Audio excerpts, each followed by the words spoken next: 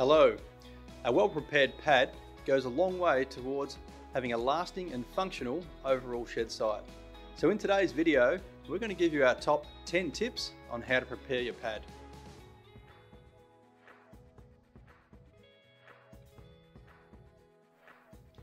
I'm Ben, one of the project managers here at Action, and our customers often ask for advice on how to prepare their pad ready for their shed build. So we thought it would be helpful to shoot this video providing 10 key tips to consider when building your pad. So let's jump in. Tip number 1, don't put the cart before the horse. Always get the pad done before the shed is built. It might be a no-brainer, but in the whirlwind of life, you might just think, I'll do it later when I have time. But be warned, it's difficult to spread fill around the columns and under the wall cladding after the shed is up. Tip number 2, give the pad time to settle and get the pad down well in advance of the shed being built, as this will allow it time to settle and compact naturally, and will also allow you to fill in any low spots that may appear during this period.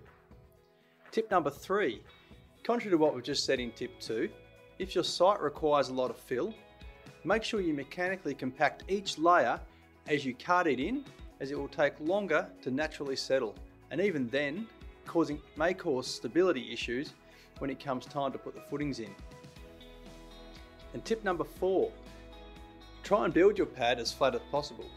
We're obviously not building a bowling green, but getting the site as flat as possible will assist when erecting the shed with scissor lifts, etc. Will also stop any pooling of water on the site. And tip number 5, drainage. You no doubt know your property and where the water sits in the wet months, but we recommend building the whole shed pad up about 200 mil to avoid any chances of getting swamped during a wet year. And tip number 6, allow some breathing room. Hard standing around the shed to help with the shed erection and future maintenance is important. So we recommend at least 3 meters on all sides. So when doing your numbers, make the pad another 6 meters longer and 6 meters wider than your shed size. Tip number 7. This probably relates more to the overall shed site rather than the pad itself, but bear in mind that when lifting a shed with cranes, each crane requires at least 8 meters of clear space to operate.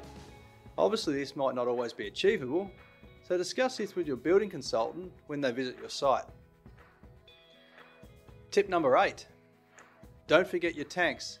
If you're including rainwater tanks in your build and you want to have them next to your shed, make sure you factor in their size to the overall pad dimensions.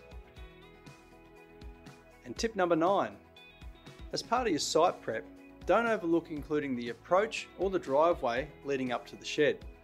It's important for access of cranes and trucks during the build, and no one likes getting a crane or a concrete truck out of the bog, and it will make life a lot easier when using your shed on a daily basis. Our final tip, number 10, where possible, get the best base material available to you, for example blue metal or similar. This will obviously depend on your location and its proximity to a supplier. The closer you are to a supplier, the lower the cost will be to cart it. But don't sacrifice quality for price, because continual maintenance due to poor quality and unstable base material could end up costing you in the long run. So that's a wrap up on our top 10 tips for the ideal shed pad. If you follow these tips, especially if you're located in a wetter climate, it could be the difference between getting your shed up when you prefer, rather than being dictated by the weather and having to wait until conditions are right. If you have any further comments or questions, reach out to us. Thank you.